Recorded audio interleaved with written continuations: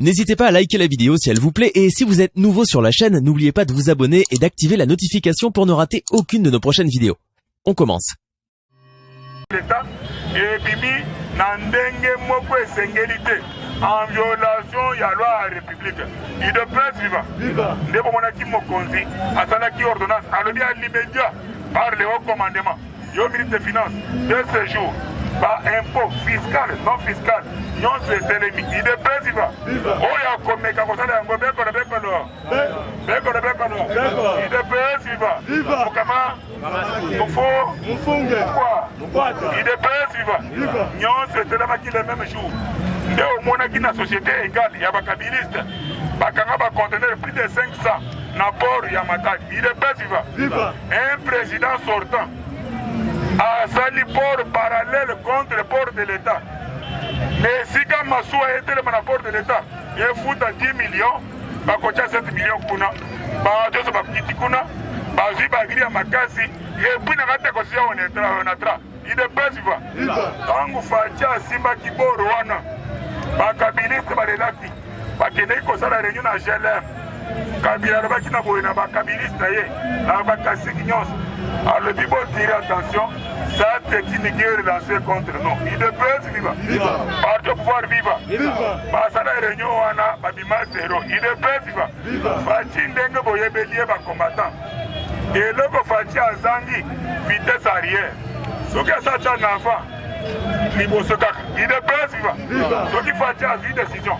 Une ordonnance à Fati, ça prend le temps que ça pourra prendre, mais Kosima toujours, il est pas viva. Fati a zali moko contre Bango. Biso, au nom d'un parti politique, il est pas. Mais comment n'importe qui, alors même pas de courage, il y a comme un parti naïf. Ce qui il faut engager une plateforme. Il est pas viva. Mais nous, il est pas, on engage les partis. On il est pas. Fati, semaine passée, a voyagé dans la Belgique. À Longue Belgique, ici je vous parle, à dans les États-Unis, dans Mboka Trump, moi, il est pas viva. Donc, Fati a quitté la Belgique. La première ministre, Madame Wilness Tofi, Ayambi Fati, Union européenne Mobimba, parce que nous avons masolo et la sécurité à l'Est. Va décider non. Tokotika Congo boyete puisque actuellement le Congo appartient au Congolais.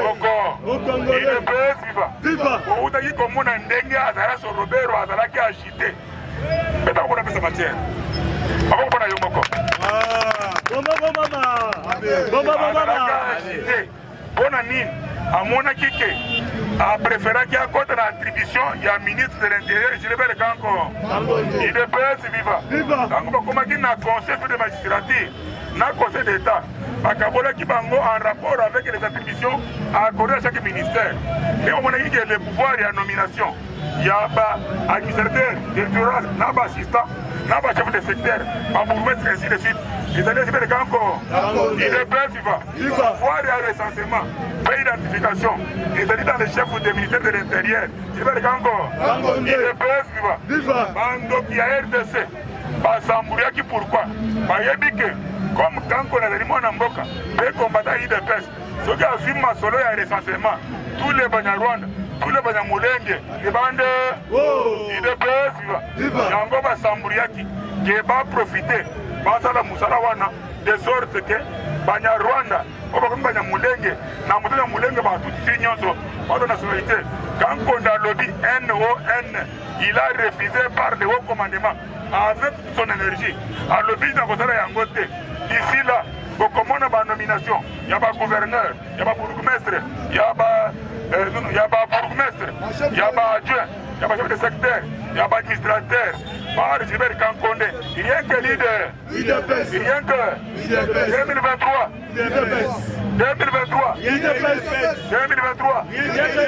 est pas viva non donc voilà qui cause pas gouverneur mais par après de comprendre que Fati a mis dans le peuple à Moutaba c'est le peuple d'abord ceux qui ont vu par secteur chef de secteur administrateur gouverneur a pas dans le bureau on doit traiter un peuple administrateur. C'est que Fachi a récupéré le peuple. Et que dit en 2023, moi je suis monté d'alité. IDPS il va. Comment on a Fachi?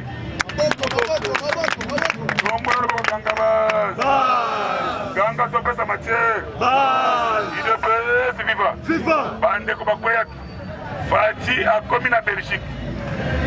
L'Union européenne, non, il est temps de sauver la RDC. Il est bête, viva. Babandeli Masolo. Non, le Rwanda, Ouganda et consort. Bazoki bénédiction. Il y a quoi dans la RDC? Par le biais, il y a Musée Banamo. Banamo Moa. Il est bête, viva. C'est ça la différence. En RDC, il y a un certain qui c'est Domolo. On comprend bien. Il est bête, viva. On va chichi. Les bandeko, bazara complot, il faut gomailler. Par bénéficier qui bénédiction, il y a président, il y a États-Unis à Tawana, les bazars qui changent, pas éliminer Mosé. Mais avant de éliminer, on dit comment on va récupérer RDC. Donc il y a des choses en Rwanda, Mokoto Naye, on a déjà proche, il y a Mosé. Condition, il y a recrutement, à de la bourrique. Et là, on a des papiers verts sur lesquels on va tout écrire. Il est viva. Yango, par rapport à la condition wana, ils sont tombés sur Joseph Kanamba Kazambe. Kazambe Kana, il est viva. Tokobangisa. Sur le bateau, le il est viva. Ils sont tombés sur cela. Et ils ont eu la chance, il y a éliminer Mosé par la bénédiction. Il y a Bizi Magara, Bougera, James Kabaré, Congolo. Et sur ce chemin, c'est ce qui a fait que beaucoup de généraux, armés à exterminer Bango, na schéma wana, et que Joseph Kazambere a Zimboka. Il est viva. Et l'Union européenne s'est décidée, par le biais de ce jour, de prendre acte. Nous devons soutenir Mwanamboka. Fachibe, Fachimwe, Fachible, mouvement Nyon sur Fachi et autres personnes positives. Imaginez-vous, Fachi a commencé à Royaume-Uni, l'Angleterre, dans Londres. Il est viva. La reine a Yébissi Boy. Ton père était mon ami, il était mon conseiller et mon consultant. Le jour que j'ai appris qu'il était décédé, j'ai failli tomber. Et c'était difficile au palais. Mais quand j'ai appris que yo oleki comme mon konjamboka, j'ai été régi. Il est viva. Alors, il a 5 ans, pardon. Permettre les gens de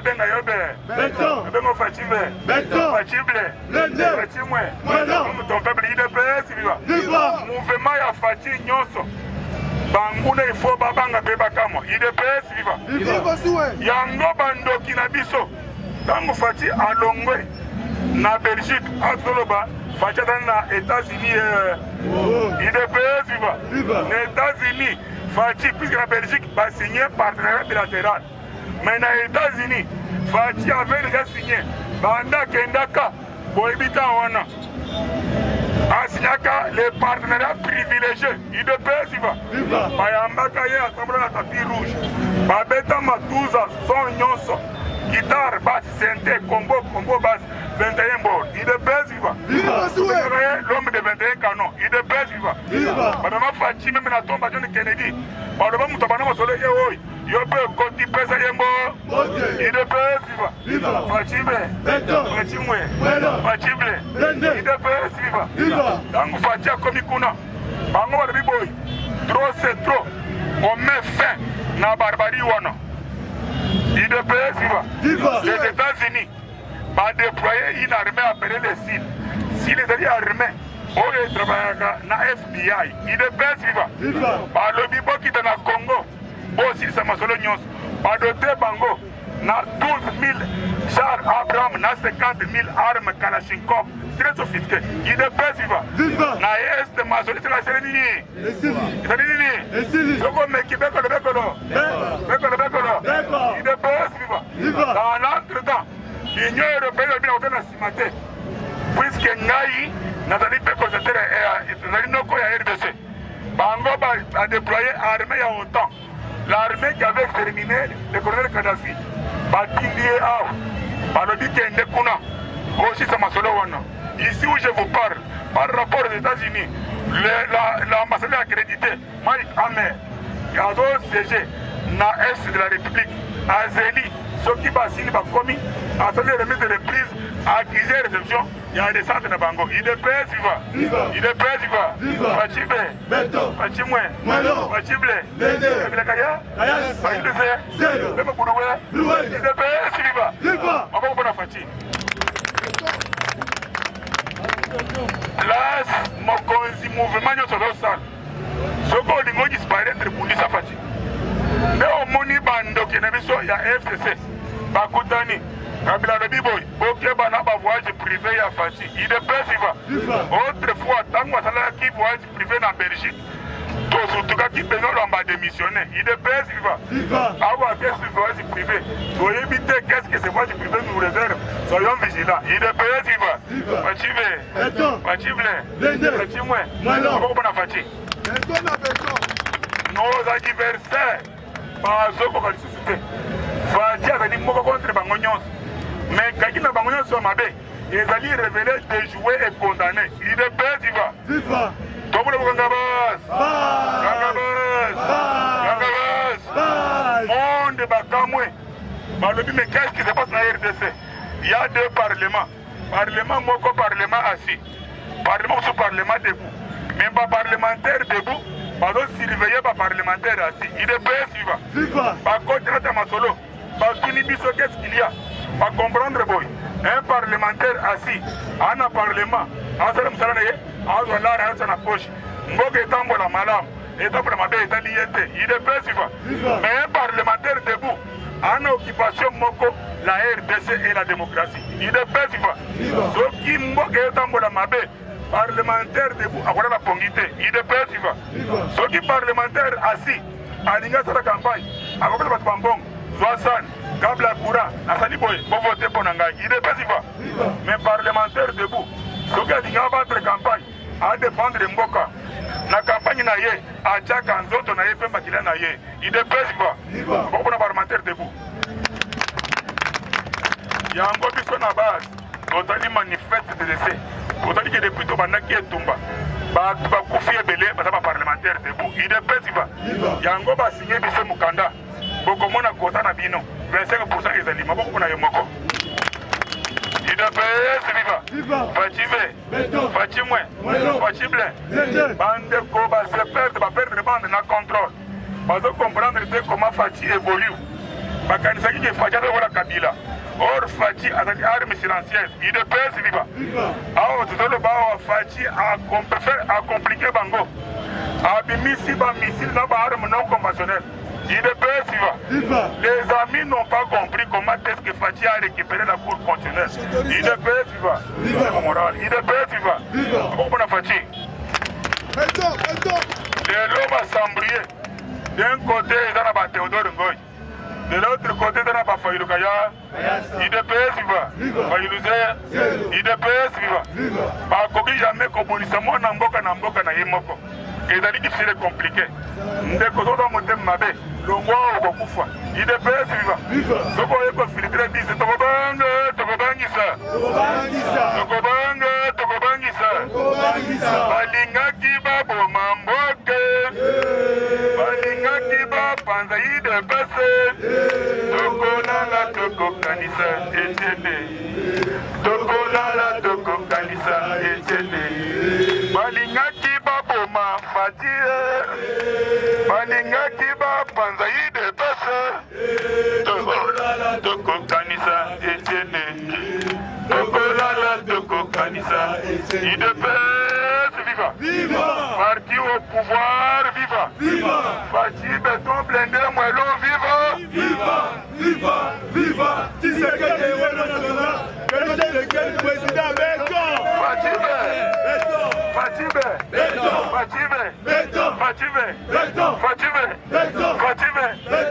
Fachi banguna na biso bakanisaki ke Fachi azali facile or mwana nkoya azali nko amekaka koboma ye na avion Fachi a comprendre le complot na bango alobi na ndimi aye ana titre na ye akotanga ta avion ayotali taxi Fachi akomi na suka piste Fachi akiti na avion etelemi basali cope na bango bakati Fachi akufi na tongo bamona fati azo présider déjà conseil des ministres or na butu wana basote likolo balongoli photo ya fati na tableau batie photo na ntango mwamba idps viva bachive bachimwe bachible bakokoka biso te idps viva ndenge ezali boye bandeko baza baperdre bande ils ne comprennent pas bakendaki réunion na bango ya molili oyo bengi réunion stratégique idps viva basala débat o baordonnance ya chef de l'état ezali en violation ya constitution ezali inconstitutionnel idps viva ntango basala réunion wana professeur moko azala constitutionnel evariste bochap idps viva asimbi litama azolo beleko mo te idps viva kabila pointe alobi non toi tu dois parler yo ozolo bata ndenge nini idps viva alobi non chef naza na mayele te non tu dois parler idps viva alobi boye o perdre temps l'unique personne qui a qualité de prouver par des preuves matérielles, de constater par inconstitutionnalité, il y a une ordonnance à chef de l'État, c'est le procureur près la Cour constitutionnelle. IDPS viva. Or, dans les cas d'espèce, M. Nkokesha a été nommé par Fachive. Fachimwe. IDPS viva. Yango monde baleli. Bando Kobalobi boy. Balobi non. Fati a réussi à sécuriser son pouvoir. Pas seulement son pouvoir, il a aussi verrouillé le fauteuil présidentiel. Il est prêt, il va. Pourquoi on a Fati? Fati moué. Fati blé. Il est prêt, il va. Et mon monde va perdre le contrôle. Balobi non. Où est Ali Kawo? Loamba au trahir biso. Ba cotiser mbongo. Ba bimisi na bambongo na bango. Batindi ba mabunda na bantambo mwamba IDPS viva na bantunga mulongo IDPS viva Bolanda lwamba en Belgique oyebise a discrédité Fati face au monde aloba qui na démissionné te ezali kopa chef de l'état a convaincre ngai IDPS viva tango bakomi kuna lwamba lobi nazali mokolo j'ai dit NON. Si je le ferai, je ne reposerai pas en paix. IDPS viva lwamba di ngai nazali na carton rouge pour nous comme Belgique te Fatia le molinga dans cette salle de na mukile photo na vandi kimia IDPS viva ba perdre le bande ba perdre le contrôle ba kei ko kuta na Fayulu na États-Unis IDPS viva Fayulu mojito pendant 5 ans ba beti match pour na décourager ba investisseurs ba na RDCT non pour que l'été ce qui bokei déjà fatigue gratuité assez à réussir tout qui se sous boulot en désordre moyen de tcha mutu dans la tête peuple comme biso pour bloquer ma solo pour que n'était IDPS viva lobbying triangulaire oh le lobby États-Unis au sommet Israël de ce côté Allemagne de ce côté IDPS viva bavandi ba lobby Allemagne yo kende pendant liboso 50 milliards d'euros en deux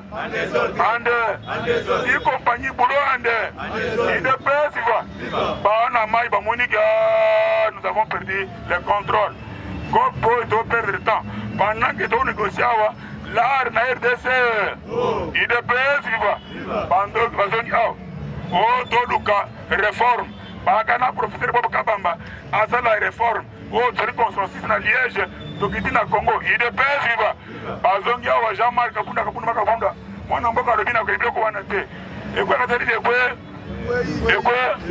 IDPS viva soki IDPS akoti masolo te masolo wana ezala karete IDPS viva ba perdre bande IDPS viva omoni na makambo ya oyo etali recensement Fayulu abangi yango alobi nga melingi recensement te po ayebi kaza kongole te IDPS viva recensement yo ozali mwana nani wapi tata na yo wapi mama na yo IDPS viva wana kuna na nsima base bazoyemba deja banzembo mosusu IDPS viva IDPS viva Fayulu tovanda na ye tata na ye mama na ye isika ya kone baninga azanga tokanza Camerounais IDPS viva Joseph Kabila tovanda na ye tata na ye mama na ye isika ya kone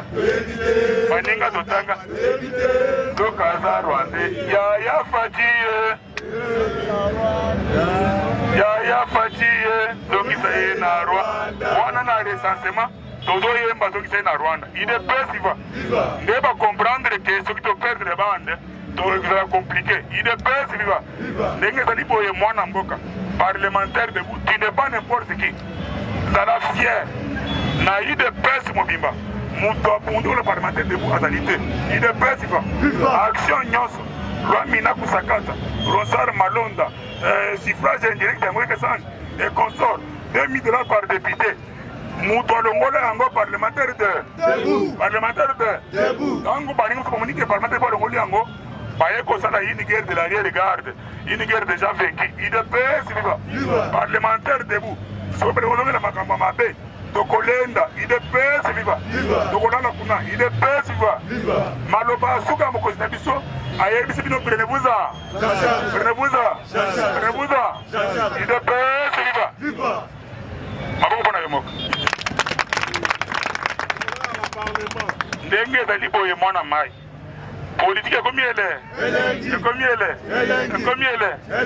politike ezalaki bololo mais à cause ya idps na baparlementaire debout politike ekomi elengi idps viva mutu nyonso asisi kozala na magasin avant kende kolala aleki na parlement debout naleka nanu wana nayoka mwa masolo idps viva politike ele structure oyo na baparti politike nyonso eloko bazangi eza parlement debout et puis conviction ya parlementaire debout na parti depuis tobanda match badébauche bacadre ya ndenge na ndenge mais mpo na parlementaire debout ata moko badébauche ete maboko mpo na yo moko na reporter maboko mpo na yo moko IDPS viva parti au pouvoir viva baci mwe baci ble lobi tokorangia oma solo eza carré tokopesa matière maboko mpo na bouche autorité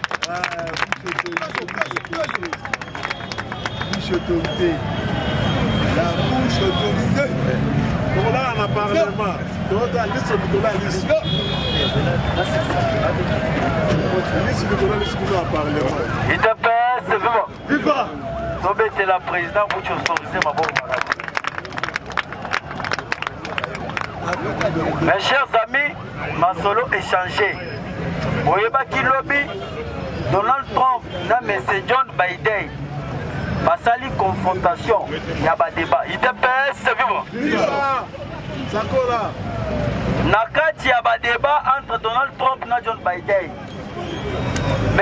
John Biden a accusé Donald Trump ya ke Donald Trump na succession na ye na pouvoir coronavirus ekoti mais akoki kogérer yango te IDPS viva John Biden a été encore plus loin d'accuser Donald Trump ya que Donald Trump aza allié ya Russie. IDPS viva John Biden a accusé Donald Trump ya que Russie aza coopéré na Donald Trump, accusé principalement au président Poutine.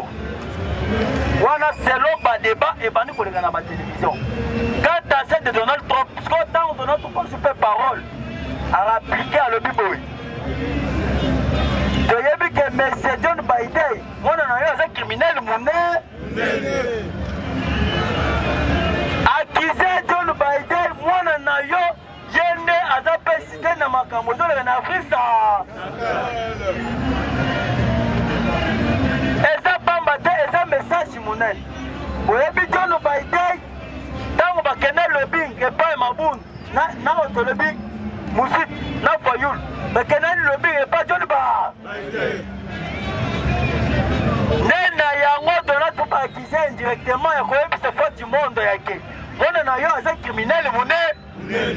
Tango ke bazo accusé mwana yeme awa na Kinshasa voiture lobi makambo ya koluna buo. Tokokota kuna. Alors quand à ce mais c'est Donald Trump parce qu'il wana te alobi boy. Toyebi ke boza kati ya comité de stratégie pour tricher ba élection. Mais boyeba soki ke tricherie comme une élection na concéder pouvoir IDPS viva conseil le barani soki ke présidence aza na kati sortant avant ko te faye basa ko passe so pour soki Donald Trump aboyi concéder Maison Blanche c'est kokota nena yango accusé indirectement oyebi Kabila aza na kati ya kolela parce que à perdre allié munene Coutinho ndenge alie munene Kabila banu ko espérer. Tango chef de l'état abeti diplomatie ya koyebisa Coutinho ke zonga G7 ndenge eloko buku Kabila mako. Parce que Russie tozom jaye deuxième grande puissance du monde, déjà beauté. Ndenge na yango grâce à diplomatie chef de l'état. Akayebisa Coutinho zonga G7. Tango zongo G7 tozosala mabe okotia insécurité na monde mobe. Ndena yango Coutinho fukami alobi na tikala te komona président stage lokola Fatibe andimi la toute première fois oye bisanga ba président nyonso basi baleka bakutana président Coutinho bakutana te mais Félix Tshisekedi atie Moussa ya affronté ite paye tu vois ndena yango po espérer na kati ya États-Unis d'Amérique bakongo bete Donald Trump maboko nde parce que balobi ke Donald Trump aza favori na élection eza ya kati ya koleka bamoni ke Donald Trump ntango aye na pouvoir asilisi bitumba nyonso ya mokili lelo ira telema lisusu korea telema lisusu grâce à Donald Trump nde na yango balobi cette fois-ci deuxième mandat ya Donald Trump tuza we Donald Trump est pas un stratège. Asale bango stratégie que ne plus loin kolobake tellement que bango baza na parlement. Baza majorité na Sénat, Sénat na bango tout parlement na bango tout au Sénat. Tellement que baza majorité ba démocrate. Ne mona que plus loin ya économie pour qu'il ya zika. Ya koko parce que pour qu'il musala na ye pour qu'il oyo tolobi président constitutionnel musala na ye eza koloba élection ya soki ke seni abimisi emata ekita président constitutionnel kobimisa oyale soki amoni ke élection oyo eza triche na seni ya kotelemela ya ndena yango cette fois-ci bato bakomakise Donald Trump yake aza kopere na Coutinho d'après souvent chef de l'état alobi cette fois-ci fini la parce que bomomi bakongole mingi soki bolingi boza baminere ya Congo kota na porte eza bote makambo porte aboyi nde na yango mes chers amis lelo gouvernement Rwanda ezwi en charge yake ekotonga 200 km ya nzela ite pere souvent bazosala nzela Kasingi ite pere souvent bango moko bazofinancer. C'est pour vous dire sanction oyo déjà comme exemplaire. Et comme exemplaire, les lots, na butu oyo, ambassadeur ya États-Unis d'Amérique, Mike Hammer a quitté déjà na minyembo. Mais minyembo wana tout le temps bitumbezala. Mais les lots ya moko akei akutani na bango farafa. Akeko palpe jito ya koyeba ke bitumbezalaka eutaka wa. Nde na yango mes chers amis carte échangée et pas Joseph Kabila ça les soutient Nathan. Bill Katia moko alobi akozwa charge ya kofinancer mpona baélection ya parlement. Parlement ndenge eza wana chef de l'état alobi aza na montre ya kofinancer mpasa la élection. Sikoyo oyo tolobi Bill Katia alobi na kopesa mowande. Papa, je vous dis, omoni mundele alinga esika intérêt eza ese nakosi soki intérêt mundele azwi yango moyen bunisi yango eza ne omoni deja mutu nyonso ozwi par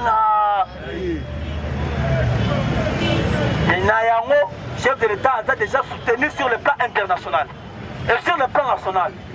Kabila asatanda ke azala na gouvernement mon mes chers amis tolingi tozonga mo moke na histoire na biso na 1960 boyebi na 1960 na ezalaki na majorité ya parlement.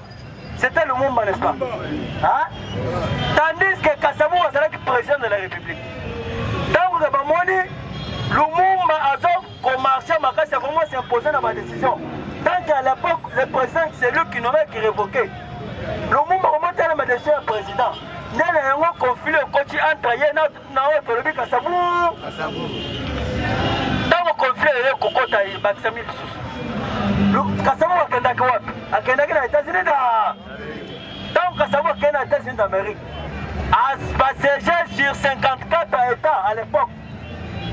34 États est signé par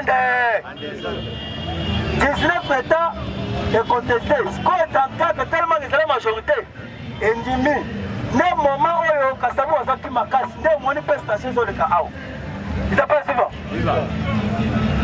Quand il y a Tolobi Kassabou, directement, Babengi Oni.